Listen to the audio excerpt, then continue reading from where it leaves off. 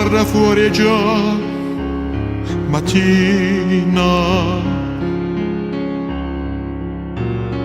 Questo è un giorno che ricorderai. Alzati in fretta e vai. C'è chi credente.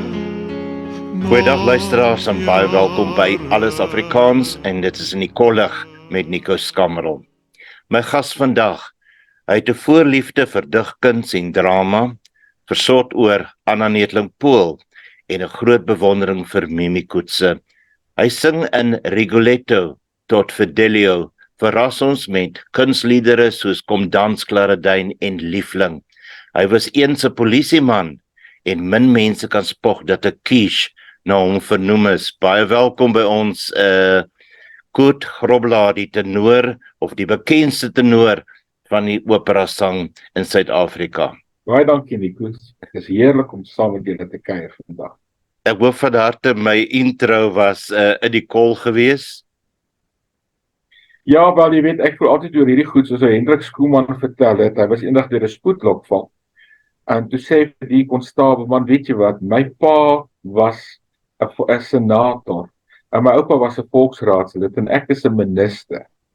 Toe sê die man vir hom, meneer, ek wil nie met jou teel nie, ek wil nie die korrekte spelling van die naam nie. So ja. Ja, ek dink dieselfde tipe ding het met Mimi Coetzee gebeur. Toe sy vorige Nou vertel vir ons Koet, waar het jy groot geword? Jou pa self was 'n opera sanger. Waar het jy groot geword? Ja, ek kom uit eintlik uit 'n sangfamilie uit. En 'n musikale familie, want aan my ma se kant was Nico van Rensburg, die konsertina speler, was my ouma se eie bloedneef. Ja. En aan my pa se kant het beide, nie net my pa nie, van sy tantes, van sy broers en sy susters, het ook gesing en net nooit verder geneem nie. Sy ma was baie goed in sang. Sy trouwens destyds, ek weet nie wat orkes dit was nie, maar sy het in Johannesburg stad saam met 'n orkes opgetree. En toe het die fout gemaak om my ouers te nooi na die uitvoering. En toe die oupa baie kwaad het gesê, nou hoorie, so wat maak jy soos 'n flerrie op 'n verhoog? Ek het 'n taamlike vrou in die kombuis en sy sorg vir haar man en daar het haar loopbaan toe net daar gestop. Maar haar suster was vir jare in die SAIK koor ook. En my oupa grootjie en my ouma grootjie aan my pa se kant het albei baie goed gesing. So dit kom maar van 'n ver pad af van ons af. Ja. En ek het hier in die Kibler Park groot geword. Dis waar ek nou bly op Eikenhof, letterlik 5 km van waar ek begin het. Ja. Reg in Europa toe terug en nou is ons weer hier. Terug in Suid-Afrika. Maar sê vir my, Suid-Afrika 5 km van waar ek was. Wanneer het jy besluit ek wil graag 'n opera sanger word? Ek wil graag sing. Ek kan dit nog baie goed onthou, maar nou moet ek ook noem, jy weet daai jare was my pa nog baie aktief en hulle was so 'n sanggroep. Almal nog by Sari Lamprecht daai tyd en Zanta Hofmeyer, die violis se ma, was deel van die dinge. Sy was die sopraan en hy was 'n tenor en af die ander wat was nou nie so bekend nie, maar hulle was almal Hanna van die kerk was ook deel, wat ook 'n opera sangeres is, was deel van die groep. So ek het baie groot geword, agter die verhoog in die slaap geraak en die tipe dinge as hulle konserte doen. Maar ek was omtrent 5. Toe het Truk Opera 'n Afrikaanse Janie Skiekie gedoen in Johannesburg Skouberg. En ek het toe nog gekerm, ek wil saamgaan en my pa het gesê as jy jou gedra en ek het my goed gedra daaraan en dit was vir my die wonderlikste wêreld. En daar het ek reeds geweet, dit is my pad daar. Ja. Maar dis die pad wat jy toe vervolg het na skool nie. Jy het verder gaan studeer in die regte. Ja, dit was 'n hele storie daar agter die storie, want ek het op skool in matriek vir eerste keer toe nou gewaag om te sing. Want jy weet, daai jare is die stukke gesport, die sulke goed doen, so ek het dit nou maar verkieslik vir my, ek het nog wel gaan voordrag doen, maar ek het nooit gaan sing nie. En toe het ons sangonderwyseres by die skool my ingeskryf en sê, jy gaan dit nou doen. En so het ek toe nog gaan sing, en dit was toe 'n groot hoë haar daarso, en die regent van die Drakensberg se seunskoor was die aand ook daar. En hy het my toe nou geroep en gesê, ek hoop jy gaan nou volgende jaar opera skool toe. Toe sê ek, nee, my pa sê, ek gaan regte studeer. Toe het hy vir hom gesê, nou, maar wat nou? Toe sê my pa, nee, ek voel hy moet iets agter sy naam het. So ek moes toe iets agter my naam gaan kry. Maar dit het my toe natuurlik heeltemal op 'n ander roete gegooi, want daarna moes ek diensplig doen. Ja. En ek was baie gelukkig dat ek toe nie deur die Suid-Afrikaanse polisie wet gewerf is. En toe het ek in hoofkantoor opgeëindig. Ek was veronderstel om, ek dink 4 jaar te kon bly, oor dit nou nie weermag was nie. Maar in daai tyd het dit ook verander na 'n jaar toe, waar dit met ander woorde ek so 2 jaar moes bly. Maar op die ou einde het ek 6,5 jaar daar gebly. Pragtig. Want dit was my baie lekker ondervinding. Ja. En hoe beland jy toe op die verhoog in die opera? Ek was 'n student, toe ek was my finale jaar student, toe het ek in Fidelio toe my opera debuut gemaak, en dit was in die Roodepoort Stadsteater, die eerste Fidelio, en sover ek weet, die enigste, nee, daar was toe later Fidelio die terug gedoen, maar dit was die heel eerste ene, wat in Transvaal gedoen was, deur Wise to Bell.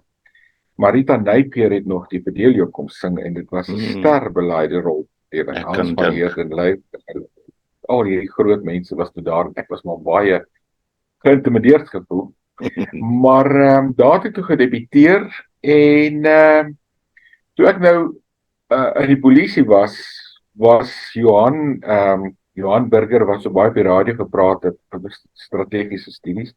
Hy was my direkte hoof daai tyd. En hy het my so skelm afgegee om so hier en daar 'n klas gou by die tegniekbond te gaan doen, wat ek nodig gehad het, dat ek weer terug gaan werk. As iemand kom gevra het, waar ek sê, nee, ek is net uit om iets af te leer. So het hy nou maar vir my gelieg. Maar dit was eintlik my doel. Ek wou eintlik myself net verder kry. Ek was toe nog ver gevorderd in sangles en so. Maar ek het besef, ek het iets nodig wat ek in die land nie gaan kry nie, want jy weet, die Helden tenoorstem is wêreldwyd so skaars soos tweedehandse doodskiste, en jy kan nog hier by ons. Dis te En dit was Hans van Heerden wat toe vir my gesê het, al wat hy kan voorstel is, ek moet Europa toe gaan. Ek moet spesifiek Duitsland toe gaan, en vir my daar 'n sangonderwyser gaan soek, wat hierdie stem verder kan ontwikkel. En hy het toe nou, ek het hom gevra, nou waarheen stel hy voor te sien nie, dit kan hy nou nie vir my sien nie, ek sal nou maar moet gaan kyk. So jy kan nou dink wat mense se gesigte was, toe sê ek vertrek Duitsland toe, gaan verder sang studeer. En waar gaan jy heen? Ek sê, nee, ek gaan Duitsland. En dan was die subtiele antwoord altyd so, jy besef, Duitsland is redelik groot, né? Sê ek nie, ek weet.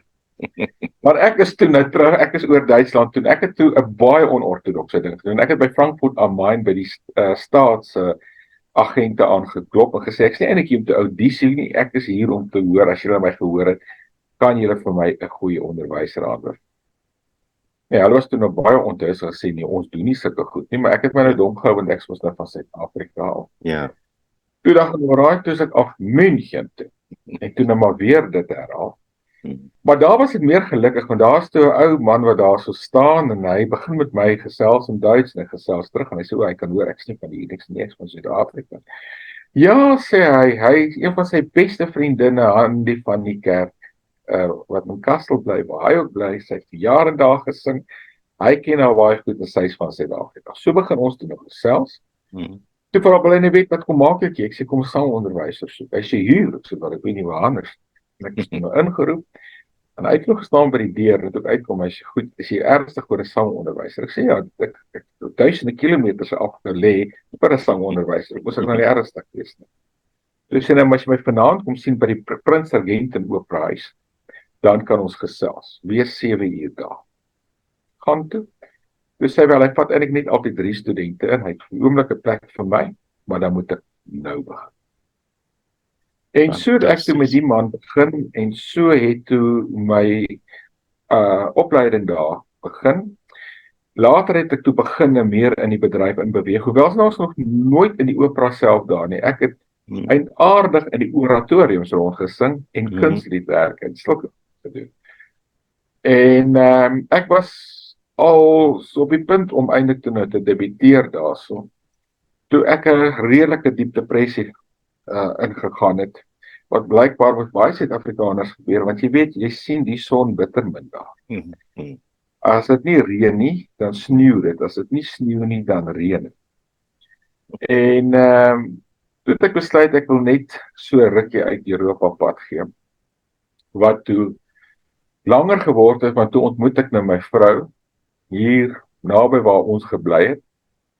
En ons is toe op die einde getroud. En dit was altyd my agterkop om terug te gaan, en toe een aand, toe bel Cambridge Opera huis my, om te hoor of ek nie wil kom audisie vir 'n Lohengrin nie, want hulle het nou een nodig, en natuurlik weet ek is nou baie jonk op die mark, ek is goedkoop. En ons het lank gepraat, en op die eind, toe besluit goed, ek sal gaan, ek het 6 maande gehad, ek het my agterend afgewerk, en ek was toppiks daar ingestap, en die aand wraggies net voor ek sou audisie volgende oggend toe bel my vrou my, sy is swanger, sy die middag uitgevind. Ai genade. So toe is dit nou 'n internasionale loopbaan is toe nou deur 'n warm vryery toe nou van. En toe sing jy volle bors, uit volle bors. Dis ek volle bors, en toe het ek teruggekom, ek was nooit weer spyt nie. Ek het nog 'n paar konserte daar gaan klaarmaak, en toe het ek toe nou hier plaatse gedoen. En hier is jy in Suid-Afrika. Wanneer het jy saam met Mimi Coetzee gesing? Dit was nog my polisiejare. O, Het ons die polisieorkes het baie konserte gedoen, en daar was ook baie groot funksies daar, en ek het sy baie daar opgetree, maar ek het haar geken voor dit al. ja. Sy en my pa was altyd wel op mekaar, altyd was sangers. So jy weet, hulle het gereeld met mekaar gesels en so voort.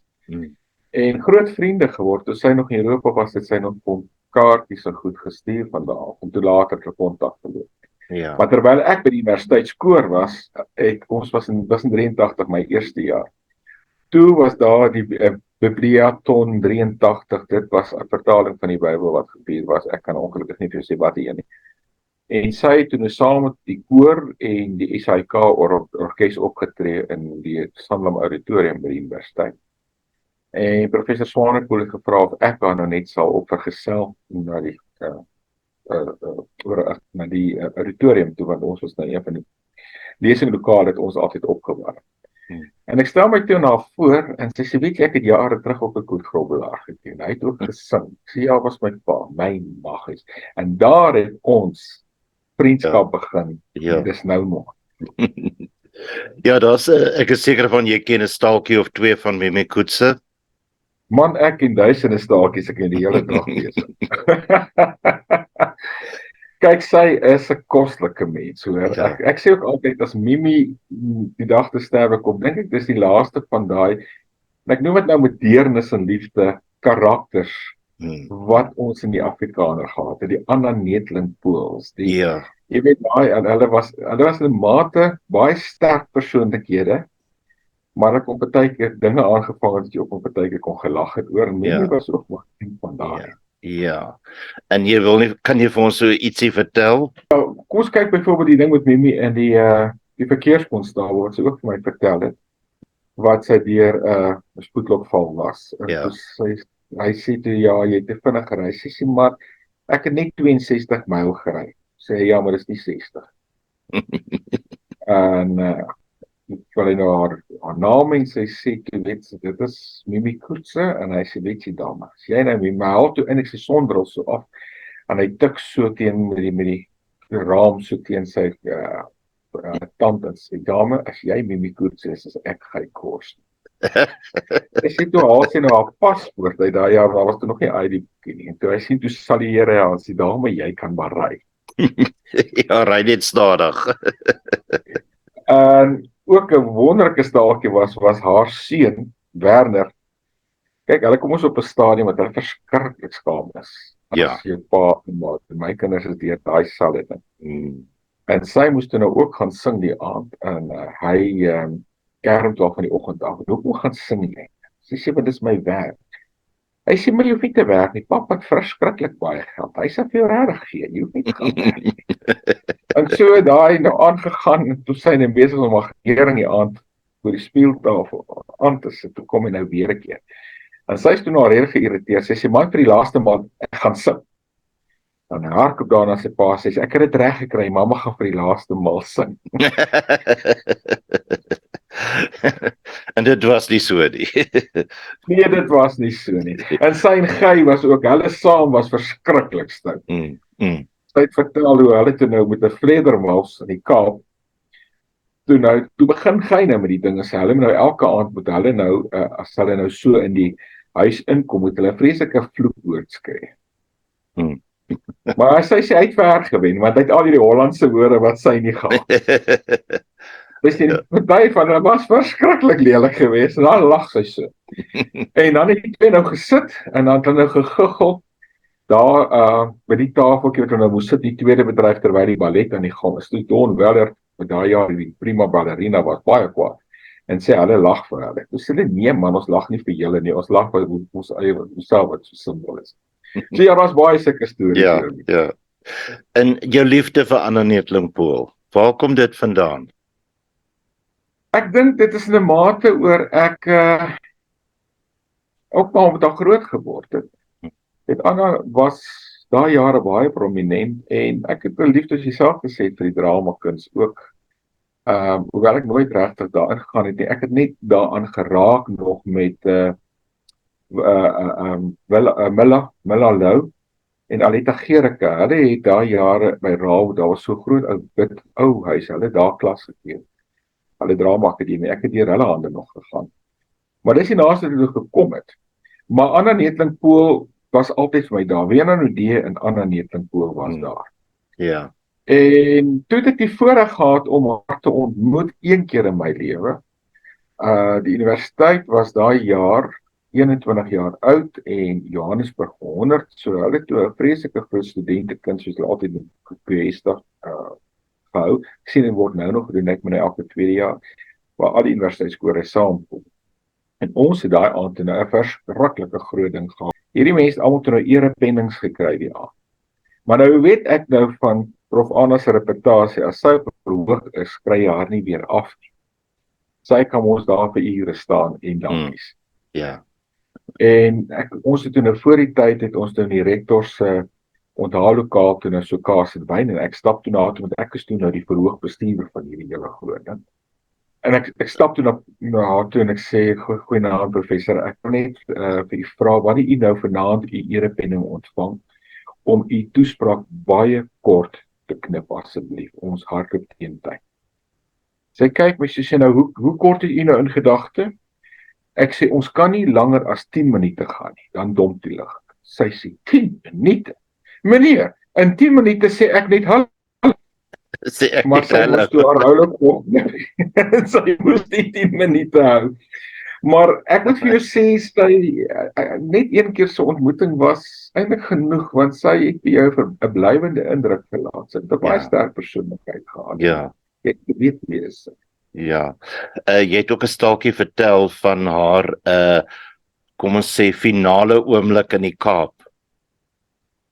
Ja, dit was die storie het Marga van Rooi, die mense wat haar nou nie onthou nie, sy was in Vetkoek Paleis Borsie se moeder, dink wat seker haar grootste werk. Hoewel ander groter goed daar was mense nie sou weet nie, maar wat sy het vertel. Ja. Marga van Rooi, ek het mekaar ook goed geken want ons het ook twee. En ek was aan huis die eerste keer. Toe sien ek hierdie pragtige groot skildery wat Marjorie Wallace geskilder het met Anna Neethling-Pool en Yskrieg wat op 'n bankie sit en voor hulle lê die boek Raka van NP van Wyk. En agterom het al drie van hulle geteken met 'n boodskap. Dis absoluut Afrikaans. Ja. En toe vertel Marga en sy lag toe sy sê maar kyk, die skildery het ook 'n geskiedenis saam met haar Anna. Ek sê nou hoe so. Sy sê Anna het toe nou opgetree in die Baxter in Kaapstad en sy sê toe hulle moet net so met die laaste aand bywoon, sy en haar man Frans. En dan sal na die tyd aan 'n hotel toe gaan en 'n paar drinks drink en dan sal sy dit ook sommer teken. Ja. Maar blykbaar het sy vir die spesifieke opvoering nie 'n besondere vleiende resensie ontvang in die Kaap nie. En sy was baie kwaad daaroor. En aangesien toe nou die laaste aand is dit haar finale buiging gedoen en toe maak sy die gehoor met so Griekse gebaar stil. En sy sê dames en here baie dankie net vir vanaand nie, maar vir al die wonderlike tye wat u my kom ondersteun het. Ek is bevrees ek moet vanaand nou vir u teleurstel en aankondig dat ek nooit weer in die Baxter sal optree nie. Trouwens, ek sal nie weer in Kaapstad kom nie. Om eintlik meer korrek te wees, ek sal nie weer my voete oor die Oranje rivier sit nie. En ek stel dit ook nou vanaand almal weet ek bedank ook uit die nasionale party uit.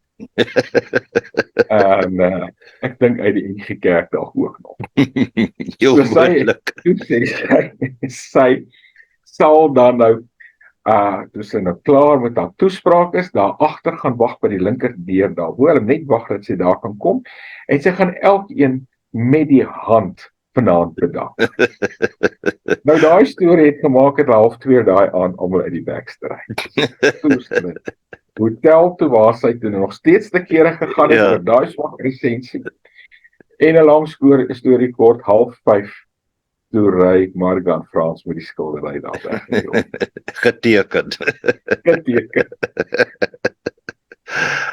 Ja, die drama, net die drama. Ag, ek weet weer die drama moet daar wees. Ek meen, ek sê altyd die opera is gewoonlik agter die verhoog. Dis nooit op die verhoog. Dit is so.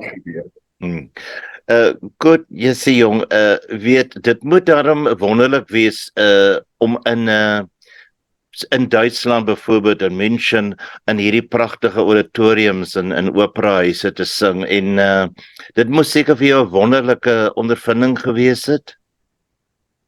Nee, kyk, dit was. Daai jare was my kosbaar. Dit was ook baie harde jare in die opsig van te leer, kennis op te doen.